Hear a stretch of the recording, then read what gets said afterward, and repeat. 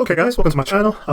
Today I've got a video where I evaluate whether or not this video here on plastics is an accurate retelling of the truth, or are there things that we can find and point out that definitely seem misleading. Let's get into it. Reduce, reuse, recycle, we've been told, to manage plastic waste. If only we're all good kids, so the story plastic would cease being a problem. But in a sequel that will sound all too familiar, it turns out that the plastic industry promoted this recycling myth for decades while knowing that it wouldn't work, as a recent report from... First issue, the plastic industry promoted this, or was this promoted by the media and the government? Let's keep going. The Center of Climate Integrity reveals. In the 1990s, companies including Exxon, Chevron, Dow, and DuPont financed green-looking and optimistic recycling adverts, while internal reports reveal that they admitted their recycling goals were... Again, who's the one who are the ones who've promoted this? You're talking about adverts from these companies. From what I recall, most of these adverts and promotions of recycling has come directly from governments. A stretch, that's what the Center for Climate Integrity says in any case. But who are they? They're an US American non-profit which wants the fossil fuel industry to pay for the damages they have done to the environment and us. So you kind of knew what they'd... So, to say that the damage they've done to us, well, they've provided us with a product that we want. Now, other possible side effects or issues, waste, yes, but at the same time, these are products that have improved our lives. To suggest one way that if there's any negative impacts from anything that we buy, that we've consumed, that a company should be solely at fault or at fault at all, really doesn't make any sense to me.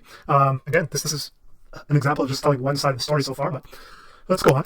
Before they even wrote the report, didn't you? Let's have a look. The world produces about 450 million tons of plastic per year. That's enough to fill 45 million recycling trucks. Currently, we recycle less than 10% of that. And it's not like the problem is getting smaller. According to the OECD, plastic use has doubled globally from the year 2000 to 2019. They project that by 2060 we'll have 3 times more plastic than today, and if nothing changes, 3 times more plastic waste. The fraction of plastic waste that's recycled basically hasn't changed for the past decade. The major reason that plastic isn't recycled more often is that doing it well is expensive and makes no financial sense. There are many different types of plastic, and if you melt them together, the quality of the material degrades quickly. Even if you have the same sort of plastic, it might contain different additives, and dealing with them all is a chemist's nightmare, which is quite something if you consider that for ordinary people, chemistry is a nightmare already. The plastic is difficult to recycle is hardly a new insight. In 1969, at the first National Conference on Packaging Waste in San Diego, one of the attending scientists said very clearly the very success of package makers in marrying dissimilar materials has made packaging materials virtually unrecoverable after use. He also said that the waste should be cleaned up by those who generate it, and that's, quote, the consumer, not the...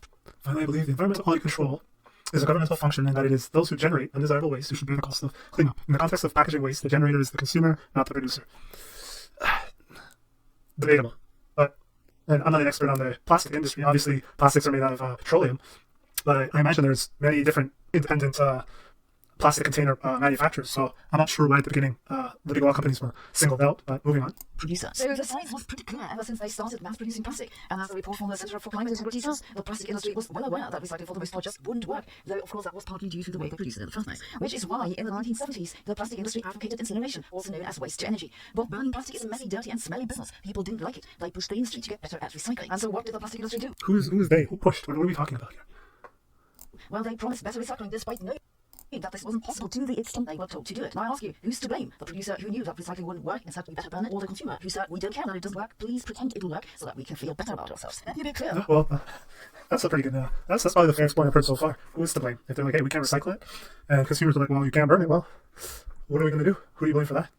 I'm not saying we shouldn't recycle. Of course we should reduce, reuse and recycle as much plastic as possible, and we should also push producers to produce with a goal of recycling in mind. The question is, what do we do with the rest? The stuff that we want to first use, then throw away, but that despite best efforts isn't fit for recycling. Producing a new piece of plastic takes more energy than recycling it. The major reason is that the production of the plastic molecules itself eats up energy. That raises the question of how much energy do you get back when you burn the stuff? The brief answer is that it depends on a lot of factors like how far the waste had to be transported and how well it's sorted and how good the burning facility is. But while plastic is made from fossil fuels and generally burns well, it contains other stuff too that makes the burning dirty and inefficient. It also releases greenhouse gases and leaves behind toxic residues. All that makes burning an unappealing option. Then again, while most studies have found that recycling plastic is energetically preferable to burning it, they also more or less agree that putting plastic into landfill is the worst possible option. The UN strategy for dealing with plastic waste banks on more sophisticated recycling technologies, alternatives to plastic and controlled landfills. They call that reduce, reuse, recycle, and reorient and diversify. And that's probably the best idea in principle, but will it work in practice? It's all well and fine that chemists are working on turning plastic into fuel, and I'm sure this will work eventually. But what do we do until then? Are we not making the same mistake again as we did in the 1970s? Like we're asking producers to do the impossible, and then in 20 years some integrity organization will blame companies for not doing what wasn't possible in the first place. We better find a realistic solution sooner rather than later. The Ellen MacArthur Foundation estimates that we have about 150 million metric tons of plastic in the ocean, more than 250,000 of those floating on the surface, trapping birds and fish. But 90% of seabirds now have...